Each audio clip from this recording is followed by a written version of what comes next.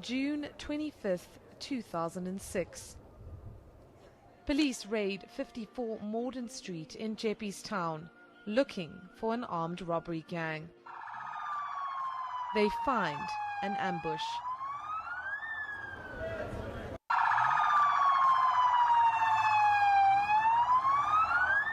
Four officers die in what would become known as the Jeppes Massacre. The murders spark a tide of grief and rage.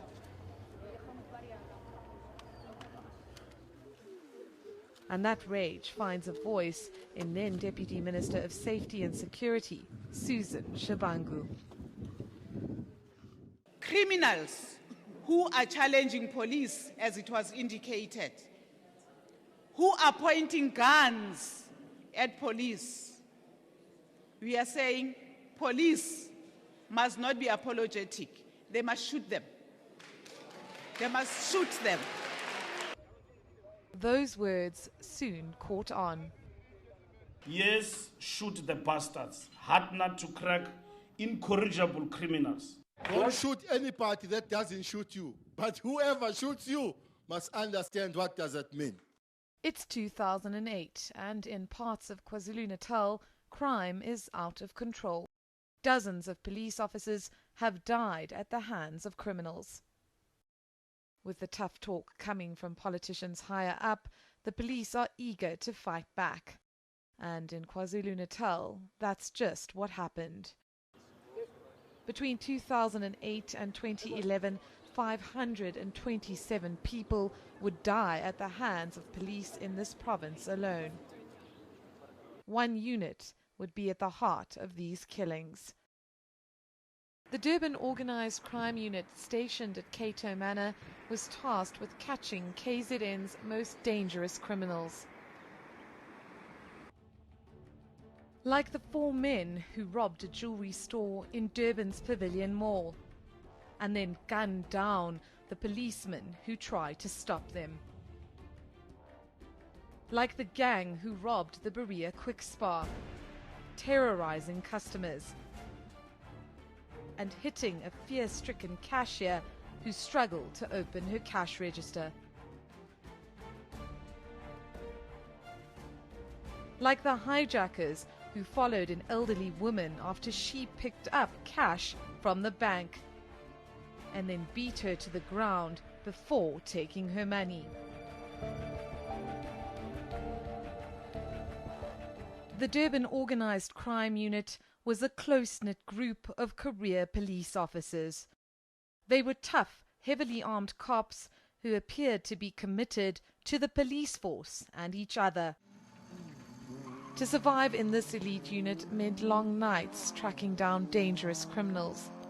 High-speed car chases and shootouts were common. Each man looked out for the other. They hunted criminals together. They cracked cases together. They bribed and shared beers together. And sometimes they died together. The Durban Organised Crime Unit has been credited with the province's significant drop in crime levels.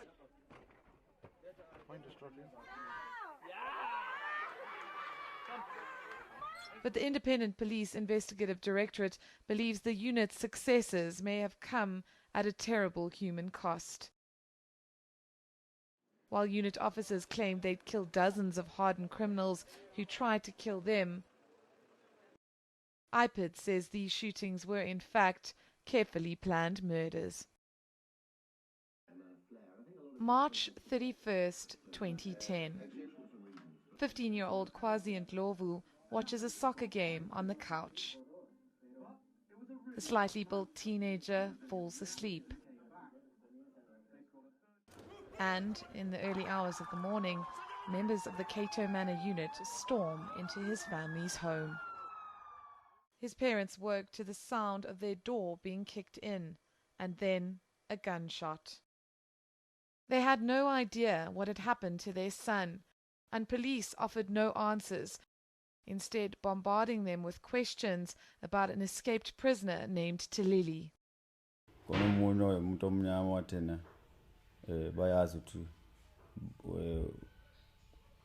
basuka phi wathi basuka eGoli basukela ukudlala eGoli bona bafuna uThilili ngizomkhipha uThilili ngathi neThilili angimazi.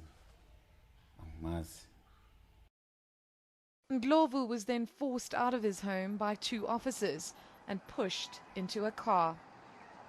Bahambela bangibuza la uthena ubani lo behleli obelele dining room. Ngithi mina lalithi ubani le dining room, ngithi mina it's my son. Lithi your son? Ngithi ya. Lithi lithule lithwale zathi lekhanda kanje.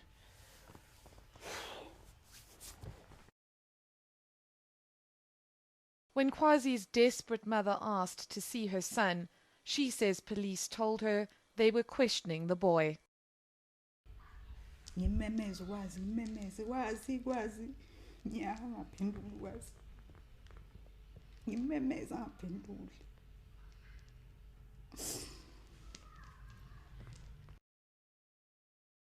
The teenager who dreamed of being a rapper and spent hours drawing in his room was dead.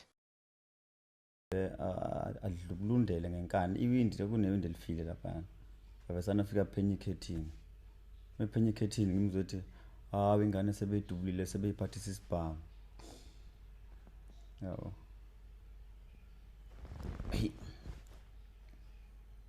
qhuma isililo ke manje ukuthi ingane vele ngoba kanti kufanele kufonelwa nje ama paramedics futhi vele bebazi ingane bayilimazile akekho umuntu okade attend. We could find no evidence that Quasi Ndlovu was involved in any criminal activity. His headmaster and fellow pupils say police claims that he had a gun and was linked to a prison gang are hard to believe. Never had a sense that he was guilty of anything. The immediate assumption by us as staff members was that this was a case of mistaken identity. You know, one doesn't underestimate the difficult circumstances under which the SAPS works. But where a mistake has been made, it should be acknowledged. I don't think there's a need for a cover-up. Quasi's close school friend agrees, but he won't show his face on camera because he's terrified of the police. It is clear to us that their assumption was wrong. They just have to man up and stand and confess that they were wrong. The Kato Manor unit's officers never did admit they'd made a mistake. They now stand accused of murdering the young man while he slept and planting a gun to falsely portray him as a criminal.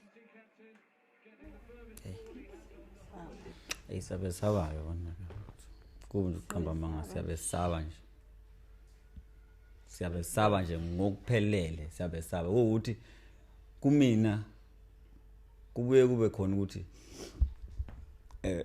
vese mina kuyafana ukuthi bangibulala ngesikhathi bebulala le ngane.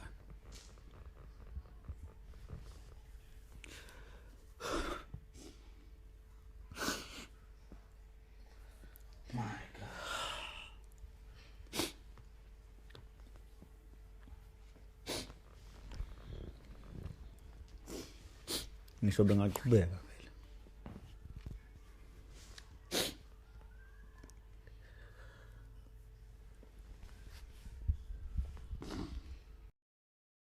The Ndlovu family lives in fear of the Cato Manor unit.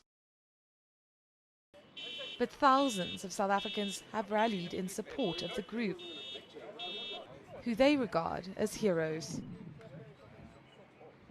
I wasn't carrying a handbag because I knew I'd lose it.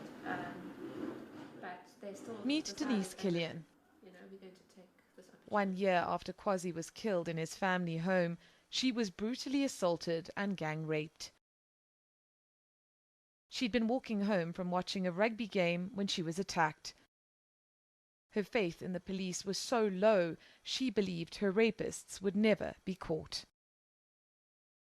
All I was told was, you didn't see them, it was dark.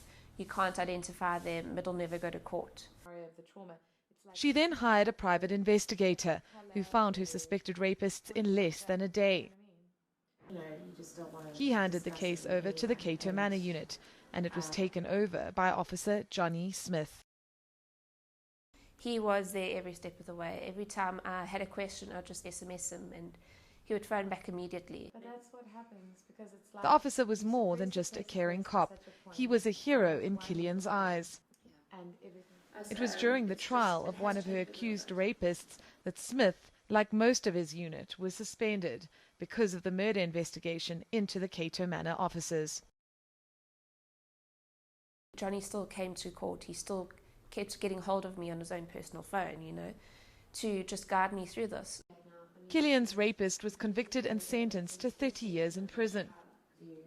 She says she is prepared to go public with what happened to her to support the unit she credits with ensuring that conviction. The unit has been there. It's almost like a second family, if I could say it. It does hurt. It really is still painful. But they do need people to stand up for them. Less than 2 hours away from Killian's home, the Ngcobo family live in a tiny home in Umlazi. And for them, the Kato Manor cops are anything but heroes. Tokuzwa Ngcobo agreed to tell his story, but doesn't want to be identified because he fears reprisals from the police. He claims the unit's officers gunned down his sons and nephew as they lay sleeping in this room. The officers claim the 3 men were murder suspects who opened fire on them first, but Ngcobo insists his sons and nephew would have handed themselves over if police had given them the chance. Mesefikile ongcono makuvaliwe kwakufuneka akhulume nge-speak out ukuthi samaphoyisa sicela niphume nini ke lemaphoyiseni abafanga bakwenza lokho njengamaphoyisa futhi ababambanga ngisho yedwa ukuthi bambopheke kuze akhulume ukuthi bekwenzekani bavele babulala nje yonke into ilele lokho kubuhlungu kakhulu kumina. You must squeeze the space for criminals until there is no oxygen. Ngcobo blames former National Police Commissioner Bheki Cele and his shoot-to-kill rhetoric for the deaths of his sons and nephew. That the people of South Africa they sleep peacefully. Ubheki Cele uyena ebewumphathi wamaphoyisa efake ivangeli lentshumayelo ukuthi abantu ababulala. Amaphoyisa ababulala abantu. But for some, it really doesn't matter. If police say they got the right guy, many people believe them. Supporters of the Kato Manor unit argue they killed dangerous criminals who threatened their lives. But the Independent Police Investigative Directorate has its doubts and believes some killed may have been innocent. For instance, where you have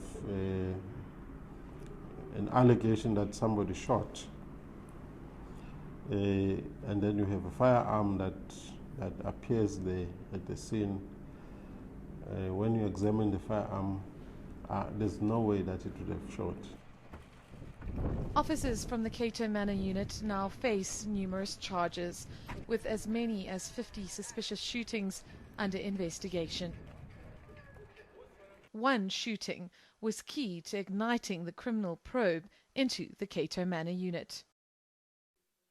September 2011. The family of ANC branch chairman Nginisane Gwala grieve his killing at the hands of the Kato Manor unit. They'd claimed, as in so many other cases, that Gwala was wanted in connection with the killing of a policeman and had opened fire on them after his arrest. But suddenly the politicians didn't buy that explanation. Shoot to kill was now a political problem. The man who once said this, "If that is shoot to kill, well, so be it," had now changed his tune. I had asked specifically the then National Commissioner and the Provincial Commissioner to look into this matter, because of a particular case which happened outside of Mbangeni. The ANC in KwaZulu-Natal started raising concerns too. We then got worried when Mr. Kwala was killed, the manner in which he was killed. The ANC reported that he was in a room, he had no problem, and he was just shot and killed. So why would the unit's members kill people who posed no threat to them? Some of the people who were killed were indeed involved in some crime. And it could be probably the policemen decided to take the law into their own hands. E-News has spoken to several of the unit's members, all of whom have declined to go on camera. They, however, say they will be exonerated when they go on trial, and they continue to insist that in all instances where members of the unit shot and killed people, those people were criminal suspects who were shooting at police. Despite the serious charges these officers face, you'll still find them in court, testifying in the cases they previously investigated.